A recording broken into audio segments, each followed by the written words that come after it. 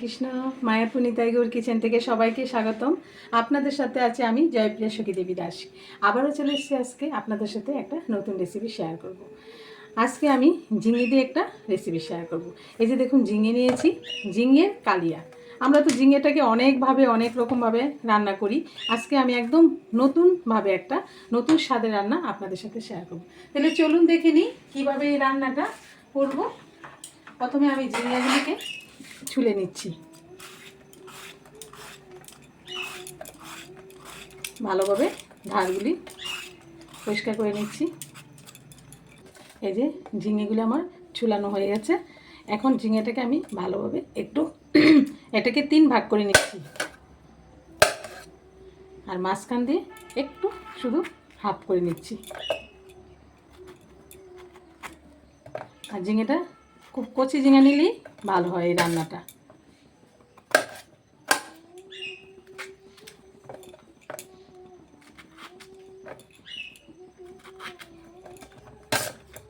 এটা যেহেতু ছোটো, আমি হাফ করে নিলাম। এই দেখুন ঝিঙেটা খুব কচি, এই কচি ঝিঙে দিয়েই এই রান্নাটা খুব সুন্দর হয়। এই যে বানানো হয়ে গেল ঝিঙেগুলি। এখন আমি পরিষ্কার করে একটু লবণ মেখে নিচ্ছি। লবণটা মেখে নিলে কী হবে, ঝিঙের যে একটা জল, ওই জলটা বেরিয়ে যাবে। এই ঝিঙেটা নুন মেখে আমি 5 মিনিটের মধ্যে একটু রেস্টে রেখে দেবো। আমি ঝিঙেটা রেস্টে থাকতে থাকতে এখানে আমি একটা ব্যাটার গুলে নিচ্ছি। তার জন্য এখানে দিয়েছি হাফ কাপ ময়দা, এখানে স্বাদ মতো লবণ, এখানে পরিমাণ মতো একটু হলুদ গুঁড়ো, একটু স্বাদের জন্য একটু হিং গুঁড়ো এর মধ্যে দিয়ে দিলাম।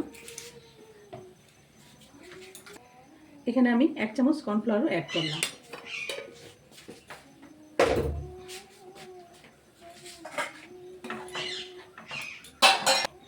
এখানে স্বাদ মতো একটু চিনি দিয়ে দিলাম।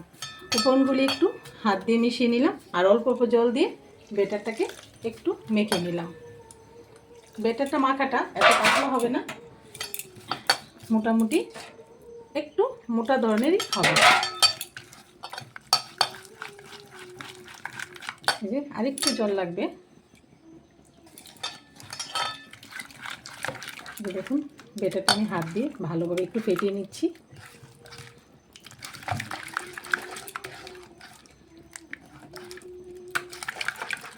এই যে ব্যাটারের ঘনত্বটা ঠিক এরকম থাকবে।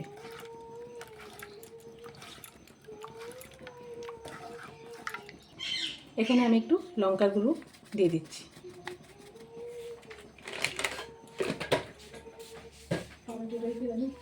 আমি এই কালিয়াটা করার জন্য একটু একটু মশলা করে নিচ্ছি। তার জন্য এখানে 4টে কাঁচা লঙ্কা, দুটো টমেটো আর একটু আদা, এক টুকরো আদা দিয়ে দিচ্ছি।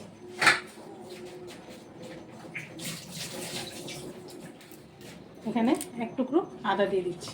এখন ভালো করে এটা গ্রাইন্ডারটা দিয়েছিলাম, এটাও ভালোভাবে মিশিয়ে নিচ্ছি। 5 মিনিট পর ফিরে আসলাম। ঝিঙেগুলি দেখুন জল ছেড়ে দিয়েছে। এই যে এখন ভালো করে আমি হাত দিয়ে একটু চিপে নিচ্ছি।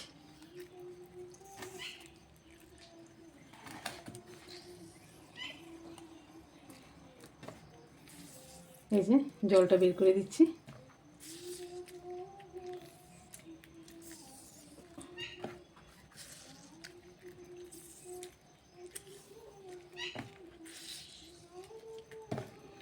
সবগুলি ঝিঙে আমি ভালোভাবে হাত দিয়ে চিপে নিচ্ছি। এখানে একটা কড়াই বসিয়ে দিয়েছি। এখানে আমি একটু বেশি করে তেল দিয়ে দিয়েছি, যেহেতু এগুলো একটু ডিপ ফ্রাই হবে। এখন আমি এই ব্যাটারেগুলো এক এক করে ঝিঙে ভেজে নিচ্ছি।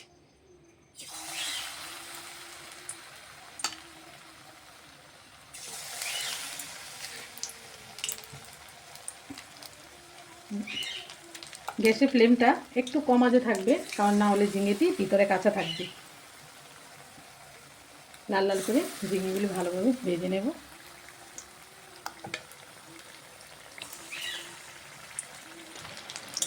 এখন আমি এই পিঠটাকে একটু উল্টে দিচ্ছি, উল্টে পাল্টে ভালোভাবে ভেজে নিচ্ছি। একটু চেপে চেপে ভেজে নিতে হবে, কারণ ঝিঙেটা তো একটু জল বেরোয়, তার জন্য। এরকমভাবে আমি সবগুলো ঝিঙে ভেজে নেব।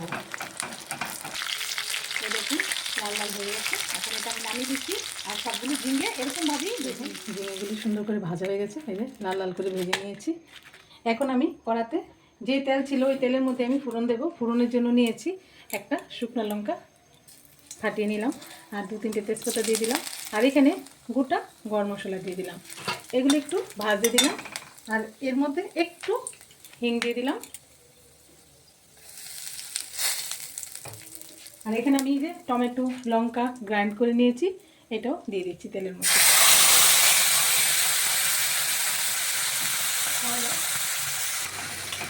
এই যে টমেটোটা দিয়ে দিলাম। আর এখানে আমি একটি গুঁড়ো মশলা নিয়েছি, এখানে একটু জিরে গুঁড়ো, একটু নিলাম হলুদ গুঁড়ো, আর একটু সাম্বার, একটু লবণ পরিমাণ মতো, আর এখানে একটু লঙ্কার গুঁড়ো। এটা সবগুলো দিয়ে দিচ্ছি।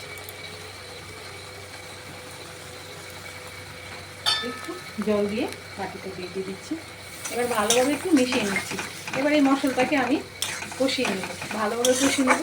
যতক্ষণ পর্যন্ত তেল না ছাড়বে ততক্ষণ আমি এই মশলাটাকে কষিয়ে নিচ্ছি। স্বাদ মতো চিনি দিয়ে দিচ্ছি, ভালোভাবে কষিয়ে নিচ্ছি মশলাটাকে।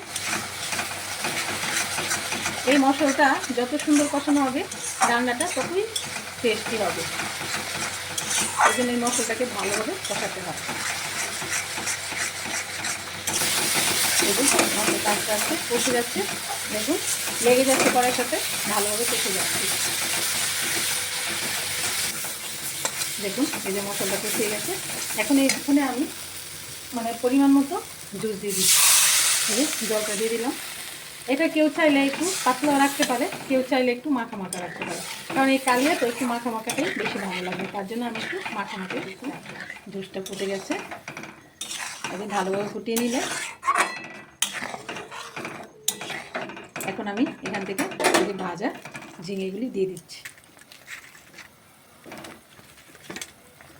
এগুলি জুসে দিলে ছেড়ে যাবে, লেগে আছে তো এটা কোনো অসুবিধা হবে না। দেখুন আস্তে আস্তে ছেড়ে দিচ্ছে।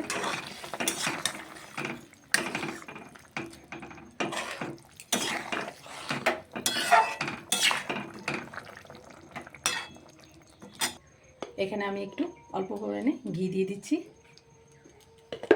ঘি দিয়ে ভালোভাবে একটু মিশিয়ে নিচ্ছি। আর এটা বেশি নাড়াচাড়া করলে ঝিঙেগুলি ভেঙে যাবে, হালকা হাতেই নাড়তে হবে।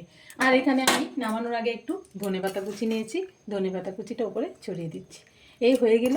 দেখুন ঘরে থাকা ঝিঙে দিয়ে কত সুন্দর অপূর্ব একটা ভগবানের জন্য ভোগ রান্না হয়ে গেল।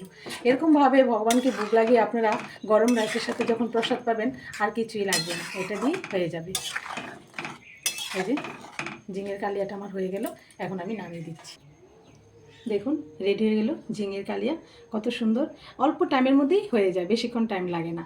এই যে এরকমভাবে আপনারা রান্না করে ভগবানকে ভোগ লাগাবেন। আর সবাই ভালো থাকবেন, সুস্থ থাকবেন। আবার দেখা হচ্ছে পরের ভিডিওতে। হরে কৃষ্ণ।